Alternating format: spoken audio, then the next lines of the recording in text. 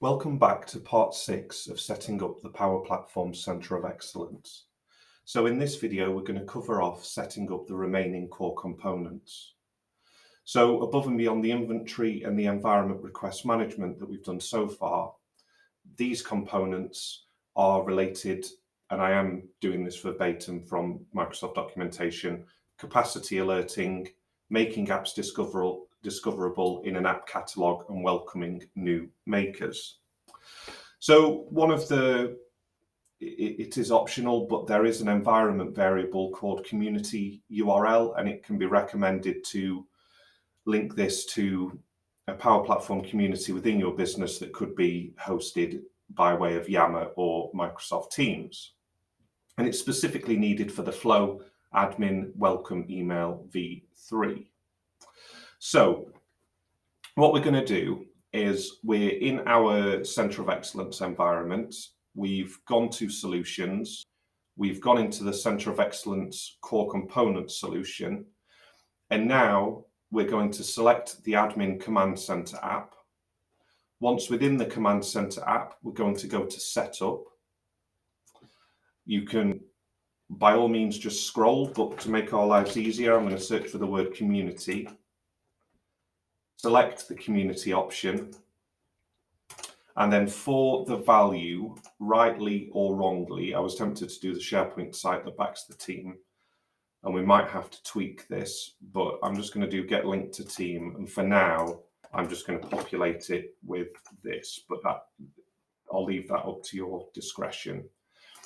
And perhaps we might tweak it depending on when we come to actually go back through and make use of all the Centre of Excellence elements, depending on how that truly is used. Is it just a link, or is it used above and beyond a link?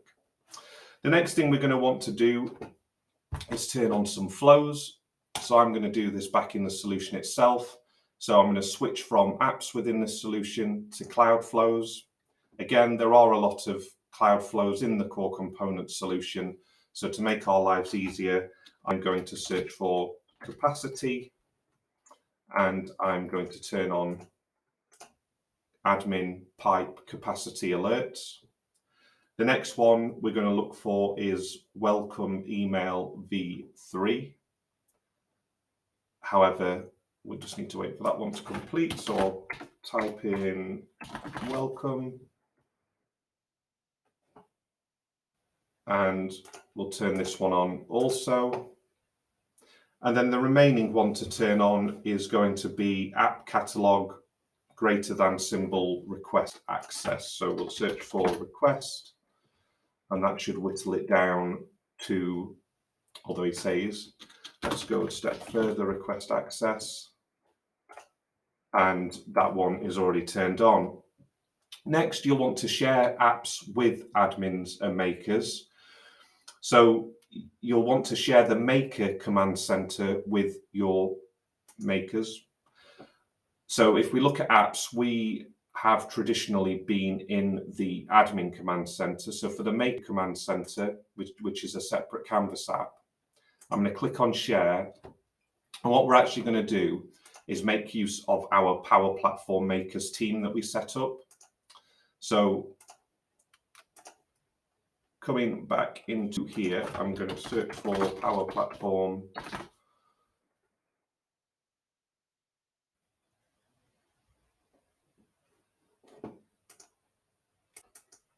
Okay, so originally we couldn't find our Power Platform makers group because depending on how you created it, which in our case, we got the group by way of creating a team, it won't be security enabled. And the only groups that show up here are those that are security enabled. However, the PowerShell to the rescue, you can utilize the Azure AD PowerShell module, then do connect-Azure AD, specify a suitable account that will get you connected with the right permissions. If you want to see whether a current group security enabled just for your own sanity, you can do get-Azure AD group and then pass in the object ID. You can obtain the object ID by coming into Azure AD. And then on top of that, there's a set Azure AD group. Again, specify the object ID, but with an additional switch of security enabled, and then specify $true. In terms of when you're doing the get dash as your AD group, by default, it won't return the security enabled field. But if you just do a pipe, select security enabled at the end, you'll be able to see the current value both before, and you can also do it as a confirmation step afterwards. Once you've done that, there will be a bit of a time delay, but only say a minute or two, and then we can add it. I'm going to not bother with the send an email invitation, and then I'll click share. Above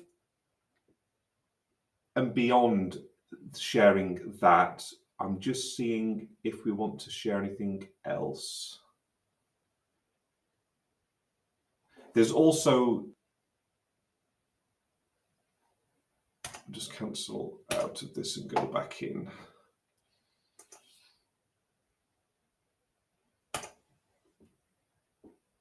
So I'm wondering if it's already actually in place by way of another means when we've set it up, but let me.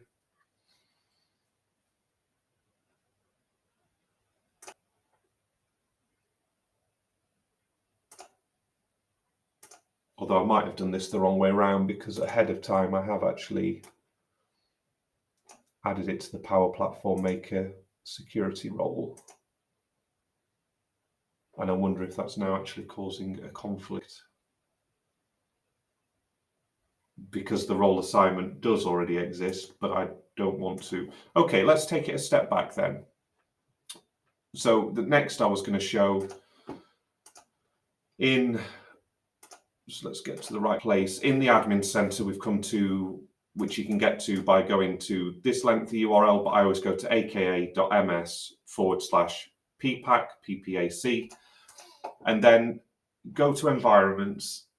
We've selected Center of Excellence, we've selected settings, we've expanded users and permissions, we've selected security roles, and you can see here that the Active Directory Office Group Power Platform Makers is already in here.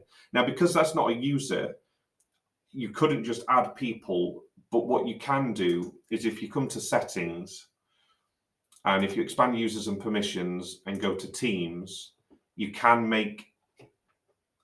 create team, bind it to an office group, and then it will become available to assign to a role. So what I'm going to do, just out of interest, is I'm going to delete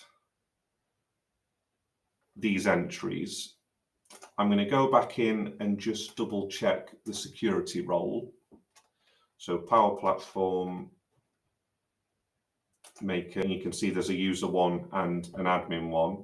So we can see there's nobody in here. So I'm just going to try and share this app again, because this is quite a handy, relatively new addition here. When it knows there's certain Dataverse permissions required, as part of not only sharing the app, it will allow you to specify an associated security role with Dataverse. So we'll click share and see what happens. We might keep hitting a brick wall here. Okay, perfect. So this would have actually made my life so much easier. But let's just have a look, because I don't know if you're like me, but I like to see what's happened behind the scenes ultimately. Because like I say before, I had to create a team, and then, although it may have even done it one better and done it specifically against a particular table, although I was expecting, I don't expect to see it in users. Let's just check teams again.